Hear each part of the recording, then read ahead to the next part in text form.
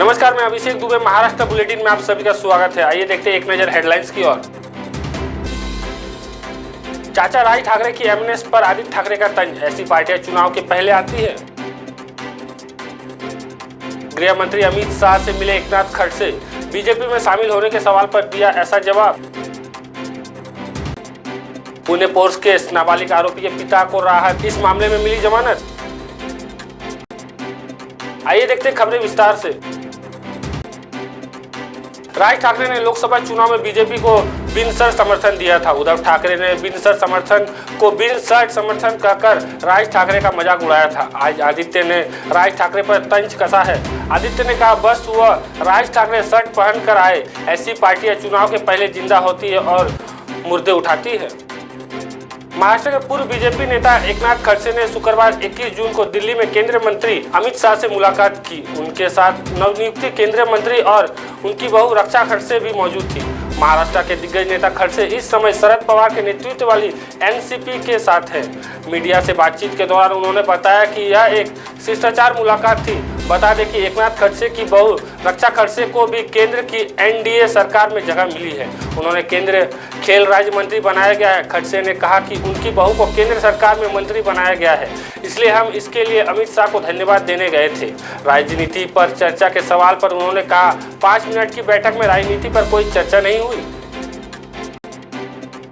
महाराष्ट्र में लोकसभा चुनाव के बाद अब राजनीतिक पार्टियां में विधानसभा चुनाव की तैयारी शुरू कर दी है। इसी बीच एनसीपी शरद पवार सुप्रीमो शरद पवार का बड़ा बयान सामने आया है। उन्होंने कहा कि एनसीपी शरद पवार लोकसभा चुनाव के दौरान महाविकास आघाड़ी गठबंधन में शामिल अन्य पार्टियों की तुलना में कम सीट पर चुनाव लड़ने में सहमत हो गई है, लेकिन विधानसभा चुनाव में स्थिति अलग है। पुणे पोर्स कार हादसे में नाबालिग आरोपी के पिता को जमानत मिल गई है। मामले में गिरफ्तार नाबालिग के पिता विशाल अग्रवाल को पुणे डाइवर्सिटी कोर्ट में जमानत मिली है।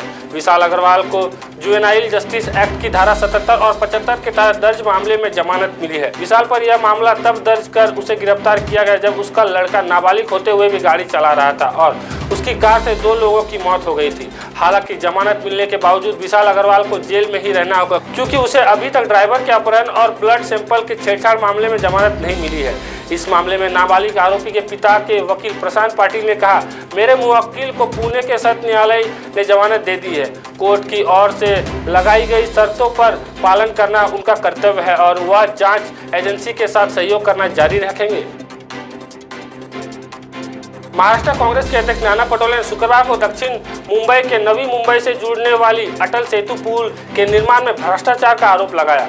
पटोले ने कहा कि उद्घाटन के कुछ महीने के भीतर ही इसमें दरारें आ गई है, जिससे लोगों की जान को खतरा है। वहीं अब महाराष्ट्र के डिप्टी सीएम और बीजेपी नेता देवेंद्र फडणवीस पलटवार किया है। देवेंद्र फडणवीस ने कहा, एक्स हैंडल पर लिखा, अतुल सेतु पर तो कोई दरार नहीं है, ना ही अतुल सेतु का कोई खतरा है। यह तस्वीर प्रोजेक्ट रोड की है, लेकिन एक बात साफ है कि कांग्रेस पार्टी ने झूठ के सहारे दरार का एक लंबा प्लान बना लिया है। चुनाव में संविधान की बातें, चुनाव के बाद फोन से ईवीएम अनब्लॉक और अब ऐसी झूठी बातें। देश की जनता ही इस दरार प्लान और कांग्रेस की भ्रष्टाचार को प्रताड़ करेगी। महाराष्ट्र ने किसानों के विरोध का सामना करते हुए नागपुर गोवा शक्तिपीठ एक्सप्रेसवे के लिए भूमि अधिग्रहण रोक दिया है। वरिष्ठ मंत्री चंद्रकांत पाटिल ने कहा कि सरकार ने किसानों के विरोध को देखते हुए भूमि अधिग्रहण रोकने का फैसला किया है। उन्होंने कहा कि यह मुद्दा खत्म हो गया है। शिवसेना, बीजेपी, एनसीपी सरकार का यह फैसला लोकसभा चुनावों में सत्तारूढ़ गठबंधन के खराब प्रदर्शन के बाद आया है। साथ ही राज्य में अक्टूबर में विधानसभा चुनाव होने को है। महाराष्ट्र बुलेटिन में फिलहाल इतना ही। वक्त हो चला एक छोटे से ब्रेक का। ब्रेक के बाद फिर मिलेंगे, तब तक देखते रहे महाराष्ट्र टीवी 24। नमस्कार।